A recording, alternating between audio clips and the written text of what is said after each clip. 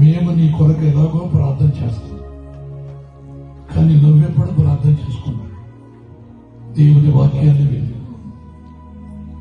బోధించబడినటువంటి మార్గము ఇంతవరకు నీకు బోధించబడి, ఆయన జన్మించినప్పుడు బోధించబడిన మార్గం, ఆయన మరణించి పునరుద్ధారుడైన తరువాత నీ కొరకు ఆ మార్గం తెరవబడింది. అదే నిత్య జీవానికి మార్గం, అదే నీ కొరకు బోధించబడిన మార్గం. ఆ మార్గమే నీకు నెమ్మది కలిగిస్తుంది. ఆ మార్గమే నీ కుటుంబానికి సమాధానం ఇస్తుంది. నీ సొంత మార్గాలు విడిచిపెట్టి, నీ సొంత ఆలోచనలు విడిచిపెట్టి, నీ తాతల మార్గాలు గమనించు. ఈ రాత్రి బోధించబడినటువంటి మార్గం ఏదో గమనించు. ఆ మార్గములో సేవకులమైనటువంటి మా జీవితాలు నడిపించబడదు. మీకంటే భయంకరమైనటువంటి మనుషులు రకరకాలైనటువంటి మార్గాల్లో నడిపించబడి మా జీవితాల్లో మేమే శాపంగా మార్చుకున్నటువంటి వారు, ప్రతి క్షణం కీడు అనుభవిస్తూ నడిపించబడతాడు. యేసు స్వామివే మా కొరకు రాకపోతే, యేసు స్వామివే మా కొరకు చర్చించకపోతే, ఆయనే మా కొరకు మరణించి రక్తము చింతించకపోతే, ఆయనే తిరిగి సజీవుడిగా లేపబడకపోతే, ఈ రోజు ఈ నిజమైనటువంటి మార్గంలో నడిపించబడే వాళ్ళం కాదు, మీకు బోధించే వాళ్ళం కాదు. మాకు మీరు కలిగిన మార్గమే మీకు బోధిస్తుంది. మా కుటుంబానికి నెమ్మది ఇచ్చిన మార్గమే మీకు బోధిస్తుంది. ఈ రోజు విశ్వాసములో మమ్మల్ని భాగ్యవంతులుగా మార్చిన మార్గమే మీకు బోధిస్తుంది. ఇది మిమ్మల్ని నరకానికి, ఇది మిమ్మల్ని వేరొక త్రోవను నడిపించేది కాదు. మీ మనసుకు నెమ్మదిని ఇస్తారు. మిమ్మల్ని మందిరానికి నడిపిస్తారు. చేతులెత్తి ఆరాధించేటట్టు చేస్తారు. ఆ ఆరాధనలో స్తుతి సింహాసనాసనుడైన యేసు కూర్చుంటారు. నీ గుండెల్లో ఉన్నటువంటి బాధని ఆయన చూస్తారు. ఆయన రాజాది రాజు, ఆయన నమ్మినటువంటి ప్రజల్ని పరిపాలించే రాజు. నీ బాధ్యత ఆయన తీసుకుంటుంది.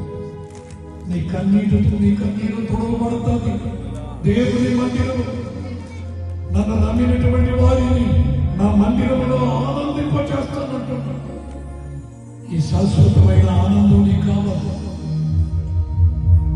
ఆయన గాయాలలో ఉన్న స్వస్థత నీకు కావాలి.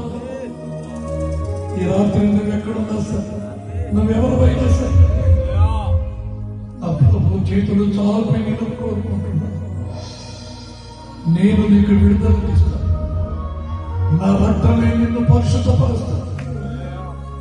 నేను లేచినట్లుగా ఒకరోజు సమాధిలో నుంచి నువ్వు లేస్తావు. పరలోక రాజ్యానికి నడిపించబడతావు. నా ముఖ దర్శనాన్ని చూస్తావు.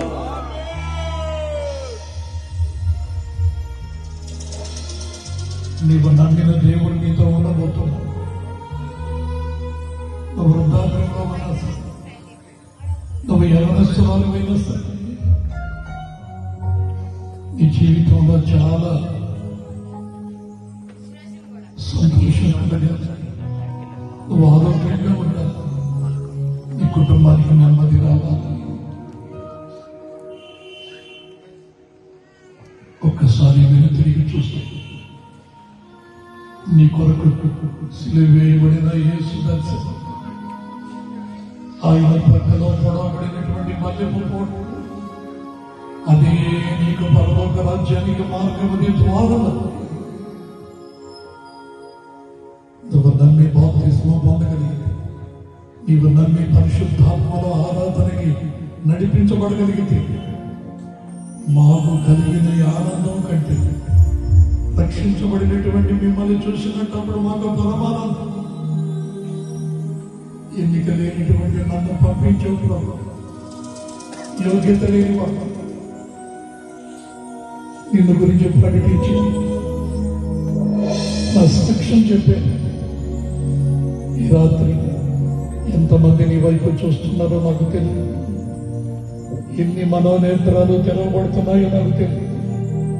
కానీ ఈ ఆవరణలోనే ఉన్నామని నేను విశ్వసిస్తున్నాను ప్రభు. ఈ నిలబడి ఉన్నటువంటి వాళ్ళని నువ్వు తాకుతున్నావని నమ్ముతున్నాను ప్రభు.